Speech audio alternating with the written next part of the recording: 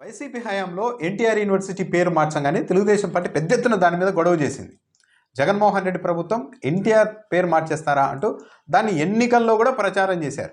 అదే సమయంలో పక్క రాష్ట్రంలో తెలంగాణకు సంబంధించిన నాయకులు ఎవరైనా జగన్మోహన్ రెడ్డి ప్రభుత్వం పైన ఏపాటి చిన్న విమర్శ చేసినా సరే ప్రధాన పత్రికలు రెండు తొలి పేజీలో ప్రచురించి పక్క రాష్ట్రాల వాళ్ళు కూడా జగన్మోహన్ రెడ్డి పాలన పైన కామెంట్లు చేస్తున్నారు, చూడండి ఇది మన రాష్ట్ర పరిస్థితి అని అనేవాళ్ళు. కానీ ఇప్పుడు మాత్రం అందుకు భిన్నంగా తెలుగుదేశం పార్టీ మీడియా కావచ్చు, తెలుగుదేశం పార్టీ నాయకుల వైఖరి కావచ్చు ఉంది. తెలంగాణకు సంబంధించిన మంత్రి పొంగులేటి శ్రీనివాసరెడ్డి, ఎమ్మెల్యే కోమటిరెడ్డి రాజగోపాల్ రెడ్డి రెండు వ్యాఖ్యలు చేశారు. దానిపైన మాత్రం తెలుగుదేశం పార్టీ నుంచి అక్కడ పెద్ద స్పందన లేదు. పత్రికల్లో అయితే ఆ వార్తల్ని కూడా ప్రచురించేందుకు వాళ్ళు ఇష్టపడడం లేదు, తెలుగుదేశం పార్టీ అనుకూల మీడియా. మొన్న పొంగులేటి శ్రీనివాసరెడ్డి మాట్లాడుతూ హైదరాబాద్ నుంచి అమరావతికి పెట్టుబడులన్నీ వెళ్ళిపోతున్నాయని ప్రచారం చేసుకుంటున్నారు. అదొక పచ్చి అబద్ధమైన ప్రచారము. అమరావతికి ఎవరు పెట్టుబడులు పెట్టే పరిస్థితి లేదు. అక్కడ ఆ వరద ముంపు చూసిన తర్వాత పారిశ్రామికవేత్తలు భయపడిపోతూ ఉన్నారు. పెట్టుబడులు పెట్టాలంటే భయపడే పరిస్థితి ఆ వరదలకు, ఆ ముంపు దెబ్బకి. కాబట్టి ఎవరు వెళ్ళడం లేదు. ఇదంతా ఒక ఊరినే ప్రచారం చేసుకుంటున్నారు వాళ్ళు. At the same time first priority హైదరాబాద్కి ఇస్తున్నారు ఎవరైనా కానీ, తర్వాత బెంగళూరుకి ఇస్తున్నారు పరిశ్రమలు కానీ ఏదైనా పెట్టాలంటే. అంతేగాని అమరావతి వైపు వెళ్ళే అవకాశమే లేదు. భయపడుతున్నారు అమరావతిని చూసి, ఆ ముంపును చూసి, ఆ వరదల్ని చూసి అని శ్రీనివాసరెడ్డి మాట్లాడారు. దానికి తెలుగుదేశం పార్టీ మీడియా అక్కడ కూడా పెద్దగా ప్రచురించలే అసలు. కానీ ధూళిపాల నరేంద్ర ఒక్కరు స్పందించారు.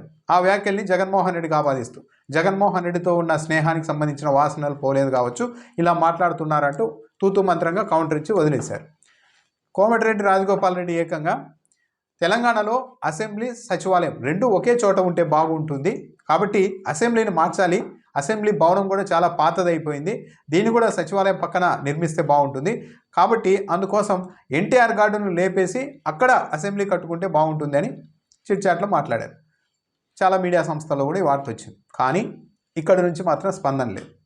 తెలుగుదేశం పార్టీకి అనుకూలమని పేరున్న మీడియా సంస్థలు కూడా స్పందించడం లేదు.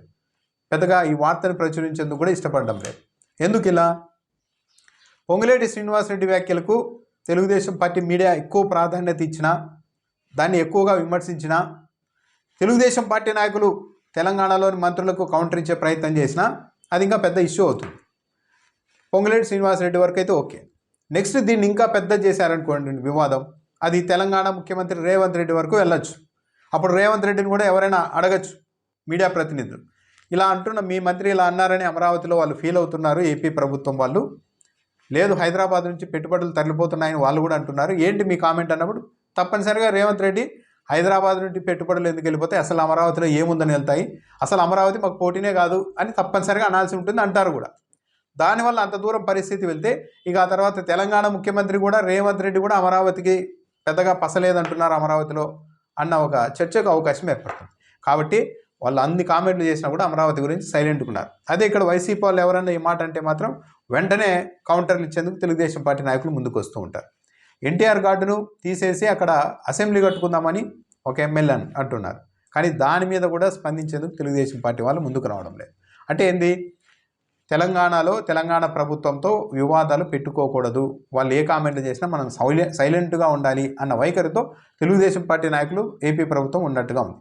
కానీ గతంలో మాత్రం ఇందుకు భిన్నంగా చెప్పాలంటే అప్పట్లో బీఆర్ఎస్ నాయకులు ఏదైనా ఏపీ గురించి మాట్లాడితే వైసీపీ నాయకులు చాలా గట్టిగా కౌంటర్ ఇచ్చేవాళ్ళు, చాలా గట్టిగా మాట్లాడారు. కానీ అలాంటి కౌంటర్ ఇప్పుడు ఏపీ ప్రభుత్వం నుంచి తెలంగాణకు సంబంధించిన మంత్రులు, ఎమ్మెల్యేలకు లేదు. మరి